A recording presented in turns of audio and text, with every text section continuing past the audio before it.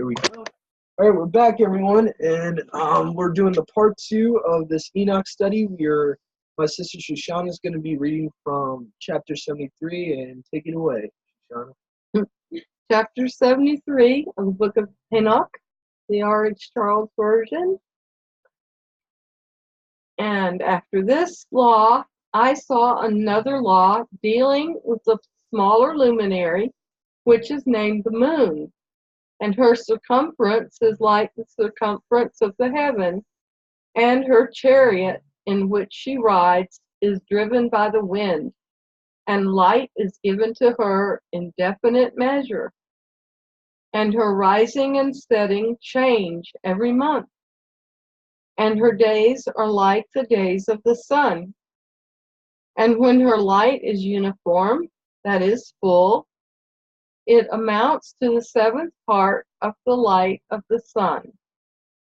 And thus she rises, and her first phase in the east comes forth on the 30th morning, and on that day she becomes visible and constitutes for you the first phase of the moon on the 30th day, together with the sun in the portal where the sun rises.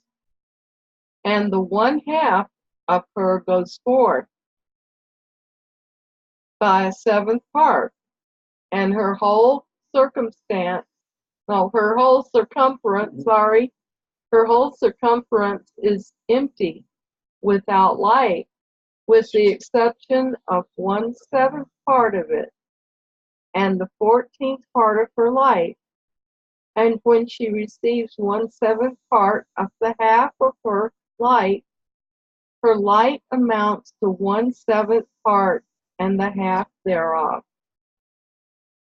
And she sets with the sun, and when the sun rises, the moon rises with him, and receives the half of 1 part of light. And in that night, in the beginning of her morning, in the measurement of the lunar day, the moon sets with the sun, and is invisible that night, with the 14 parts and the half of 1 of them. And she rises on that day with exactly a 7th part, and comes forth and recedes from the rising of the sun, and in her remaining days she becomes bright in the remaining 13 parts. Oh boy, that's a little confusing, huh?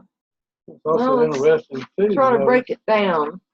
It's also interesting too that the sun is referred to as him, and the moon is referred to as her. Mm-hmm. Oh boy, we could do a whole study on how that gets perverted. Oh boy! And just listeners too. Yes, the occult perverts everything. There's a verse in Enoch that talks about the waters that go up, that are above the waters, are male, and the waters below in Sheol are female, and how they'll use that for their as above so below. So trust me, they twist everything, and so they created this male and female deity system with the sun and the moon, with that little jerk Nimrod and his mother/wife. Yeah. So they flip the scriptures upside down. If you have a physical, translation, flip it upside down. That's what they believe. They believe that the serpent's good, Hashatan's good. Yeah. They believe our creator Yahuwah is bad, and vice versa, all that stuff. If we're speaking of the equivalent thing. Yes. Yeah, people that got a screw loose in their brain. Mm-hmm. Broken wire. So there wasn't much really compared to the moon and the sun. The moon had a lot less description on its course. But it's still interesting. I mean, it kind of requires breaking it down. Like what does it mean by her circumference is like the circumference of the heaven? It just told you down here in chapter 72 same thing for that the sun and the moon are equal in There you go. size. Yeah, well, the sun said the same thing in that chapter. If you go back to chapter 72, it says it's the circumference like the heavens also. So it actually gives a both same description. They are the same size, which would make sense why the moon can't have light from the sun. Because how is it going to overshadow something that's the same physical circumference? So that actually makes sense. Yeah, so I don't know, the circumference of the heavens. I don't know, we probably have a bad idea of what the heavens probably look like shape-wise. So that's probably where we're having a hard time grasp our mind around that. Because we picture the heavens like the clouds and the sky. And that's what the heavens look like. Well, that's what I think of the heavens is the whole sky. Yeah. And then above that, you have the water. That's the second and heaven, the water. you have that firmament before the water. Yeah. And then you have the third heaven where Yahuwah is. Yeah. Possibly So, could have. it's a big place. Yeah. I wonder what Shamayim is talking about, because the heavens, there's 3 heavens. So I wonder which heaven is talking about the circumference of. Because that's pretty interesting. Yeah, because circumference is how big around it is. Circle, yeah. And are they including the canopy? I don't know what they're including, to be honest. I don't. It would make a lot more understand. sense if they're really talking about the sky. It really should be translated as sky. That's another issue why scriptures. But I still wouldn't understand what they're trying to say about the circumference. I don't know. All I know is circumference is the etymology of circumference, circle. So It means how wide it is, like a circle. How full. In our English language, supposedly the etymology of circumference comes from the word circle. So circle. Yeah. Well, we know the moon is a circle, and so is the sun. So what I take away from those 2 chapters is that they're the same length, they're the same width, they're the same size. Circular, they're the same size. That's all I could take from that. And the Earth is a circle. Yeah. It says the circle of the Earth. The circle of the Earth. Yeah. I always look at it as a compass. What does a compass look like? Yeah, it's just a flat. You kind of get what it looks like. I always joke around, what does a footstool look like? Yahuwah says the Earth is my footstool. What does a footstool look like? It's a flat circular surface with 4 legs, 4 pillars. Rob Skiba did a good job of showing that. Very good job. Yeah. The terrarium, I think you call it. Yeah. So let's see. I think we're at chapters, unless we got anything. Well, I was still thinking about breaking this down, because this is a lot of information, really, in a short space. Because the moon is what sets our Moedim. It's kind of it's an important luminary. Yeah, it says the lunar day, which is pretty interesting. It talks about a lunar day. Yeah. Okay, her circumference is like the circumference of the heaven. Let's move on from that, because we can't make much sense of it. Her chariot in which she rides is driven by the wind. Now that's interesting. Because I just sang about Yahuwah walking on the wings of the wind. Well, the moon walks on the wings of the wind. The moon, perhaps the moon is a spirit. Perhaps, we know the stars are living beings. Yeah. They're all Scripture tells us what stars are. Yeah. Living beings, and perhaps they're the heavenly messengers. The stars are so. Perhaps the sun and moon are as well. Possible. We don't know that, but perhaps they are. It could be. And her rising and setting change every month. And her days are like the days of the sun. And when her light is uniform, that is, when her light is full, it amounts to the seventh part of the light of the sun. We know that the sun gives off 7 times more light than the moon. So that makes sense. And thus she rises, and her first phase is in the east, comes forth on the 30th morning, and on that day she becomes visible. Now that would be the crescent.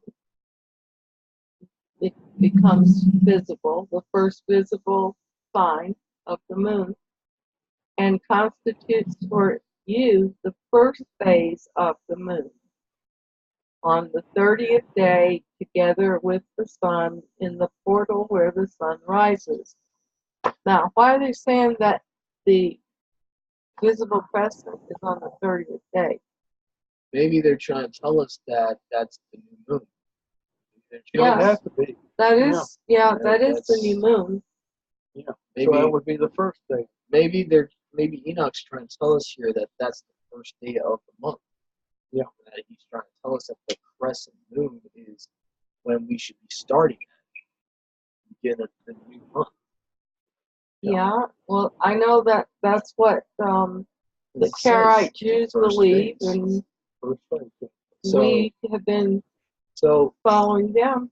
yeah, I mean, this verse in verse 4 here, it says the first phase of the moon, meaning that's where the month would begin, because if you go by a lunar calendar, you go by the beginning of the cycle Mhm. of the moon. That's saying the crescent is the first phase. Instead of the Yes. darkened, we've been taught that the darkened moon was the first phase. But this, Some Enoch, people believe that. Enoch actually says Enoch shows otherwise. us He doesn't that. say anything about the dark.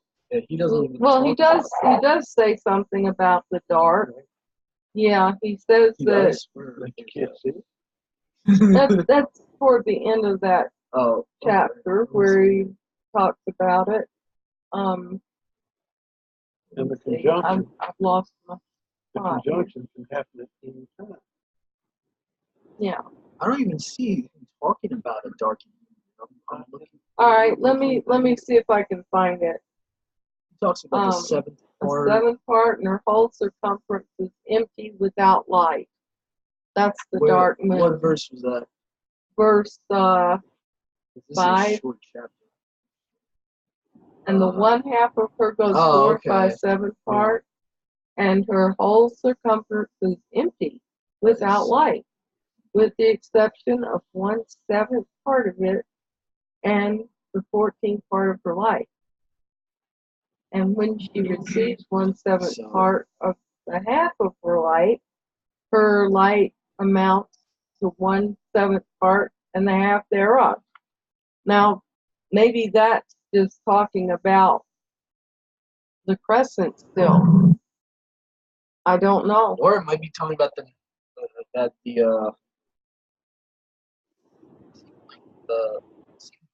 what's weird is it seems like the crescent's coming before the fully darkened Well, in the order. now there's the waxing and the waning. The waning moon also has a crescent, and then it goes dark. And then you have the first waxing moon, which is a crescent. Have the 1/7. I don't know. But I'm just saying there's the waning and the waxing. The waning is the end of the moon cycle. About what happened before that. The waxing is the beginning of the moon cycle. It seems like the way he's writing this is that the first crescent comes first, because he says her first phase in the east comes forth on the 30th morning, and on that day she becomes visible. It constitutes for you the first phase of the moon on the 30th day, together with the sun in the portal where the sun rises. Then it goes into dark. And on one half of her goes forth by a seventh part, and her whole circumference is empty. We're going to without have to light. study this, folks. Without exception of 1/7 part. So it seems like, I don't know, it seems like the without light part comes after. If that's true, then we got our whole moon phase are out of black. That would be interesting. So if anybody is not confused by this, let us know. Let us know. We would like to hear your point of view. What I get is from here, it has to be the first What phase is has this? to be the crescent. Oh, that's just recordings. That's just telling me I have recordings that need to be converted. All right, but yeah, from what I got from it was that the first day of the month has to be a crescent. Mm-hmm. It cannot be a darkened moon. Yes, That's what I got from it. I got that too. It literally says the first phase of the moon in verse 4 of chapter Mhm. 73. Anyone who just came in, literally says the first day has to be on the crescent.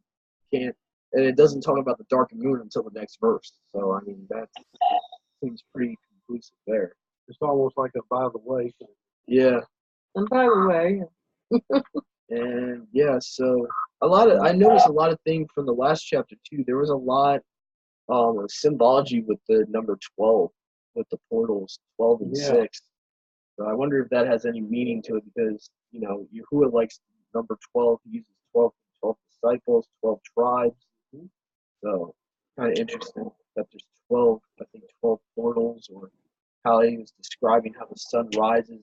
it's very amazing the information Yahweh gave Hanuk. I'm just really excited about studying this book, and the fact that he has written it out in such a interesting manner of into portals and gates and out of them and in them and out of, and it's understandable because we see the sun and moon rise and we see them set, and so they go in and out of the gate. It makes sense. Oh yeah. The biggest thing for me was seeing the moon being up at the west side of the sky, and then seeing the sun not even setting yet on the east, and being like, yeah, I don't know how you can get that on a globe, but that was enough for me. That seeing the moon and the sun both in our atmosphere at the same time, just at different sides of the sky, like east and west. And I'm like, wow. Oh yes, you see that all the time. There's many times you can see the moon in just about all of its phases except the early phase when you get that first crescent. And they look different too. They definitely have their own lights, because you can actually do observation. The moon has more of a whiter, clearer light, and the sun is more of an orangish yellow. Yellow, red. Yeah. So very, very yellowish. Even the colors of them are different. Did you know that this is really interesting. I saw it on a YouTube video where they measured the temperature of sunlight and the temperature of moonlight. Oh, I remember that. And the sunlight, when you go into the shade, is cooler, and it's warmer when you go out into the light part. But the moon is the exact opposite.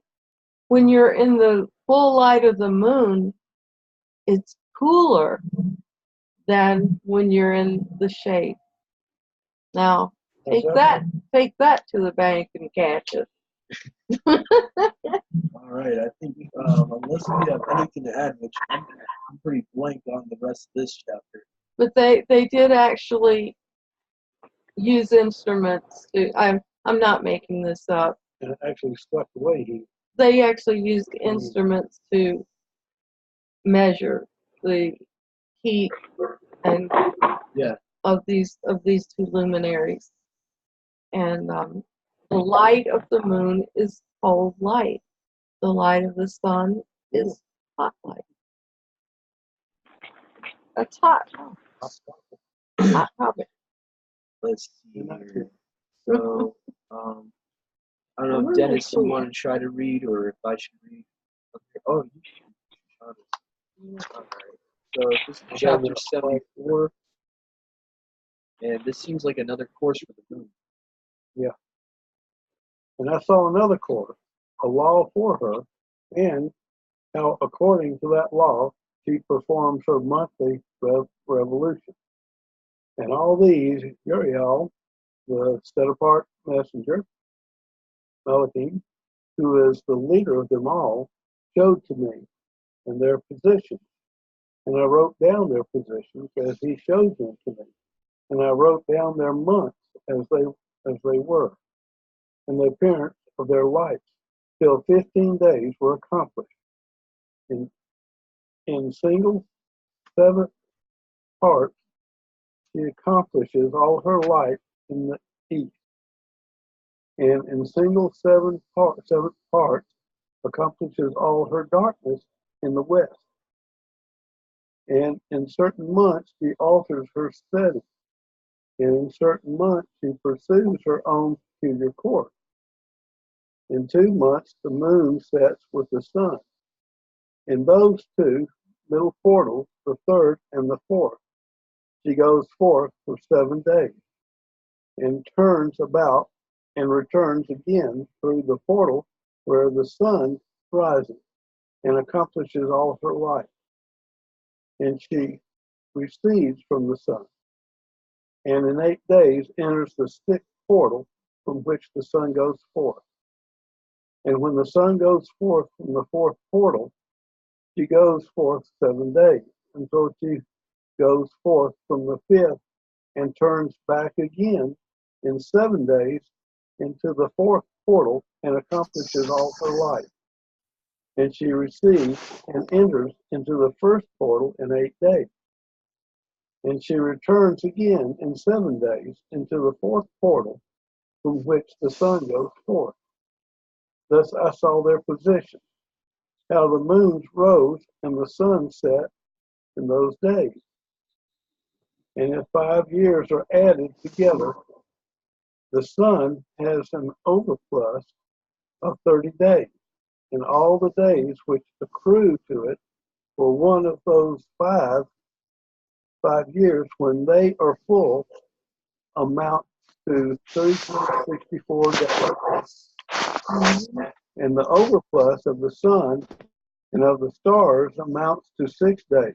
In 5 years, 6 days every year,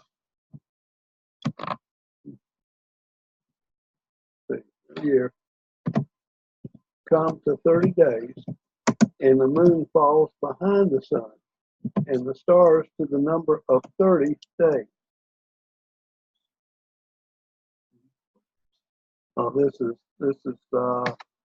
That was, it's like 11. And here's 12. And the sun and the stars bring in all the years exactly, so that they do not advance or delay their position by a single day unto eternity, but complete the years with perfect righteousness in 364 days. In 3 years there are 1,092 days, and in 5 years 1,820 days, so that in 8 years there are 2,912 days. For the moon alone, the days amount in 3 years to 1,062 days, and in 5 years she falls 50 days behind, that is, to the sum of 1,770. There is to be added 1,062 days. And in 5 years, there are 1,770 days. So that for the moon, the days in 8 years amounts to 2,832 days. For in 8 years, she falls behind to the amount of 80 days. And all the days she falls behind in 8 years are 80. And the year is accurately completed in conformity with their world stations and the stations of the sun, which rise from the portals through which it, the sun, rises, set 30 days. Wow. That's it, chapter 74. Yeah, this is gonna take some studying to really understand what he's saying, but um, I was actually thinking about watching the moon and the sun go through their um, risings and settings, and like he was doing, and just seeing exactly what he's talking about. Because it is fascinating to me. You know, we've It seen really pictures is. of that, the way it waxes and wanes. Yeah.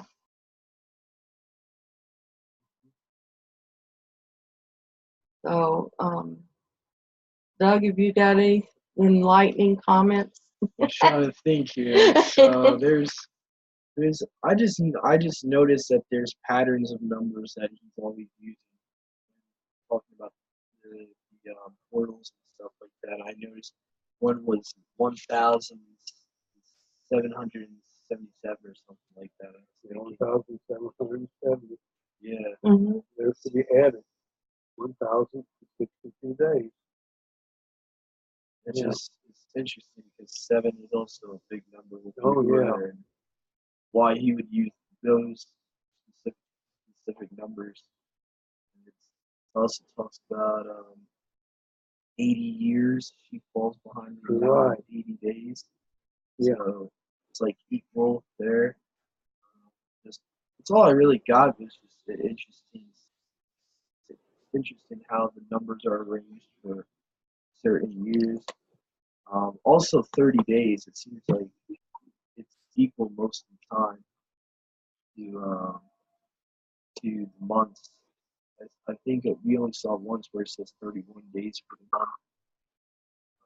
Yeah, I think it also said 31 days was when the sliver was seen, and it's the beginning of the month. So that 31 days might actually be the Day one. first day of the month, right? Yeah, it's kind of It requires some study. Yeah, that's Um, really interesting because I wonder if that's every new month you start with 31 days, or if that's just certain months. I think it's certain months because he says only 2 or 3 months start with 31 days. Hmm. There, I once one time I got a look at a somebody had done like a drawing of the Enoch calendar, and I think they had like 3 times they had 31 days in the year, if I recall correctly. It may be 4 times, but um,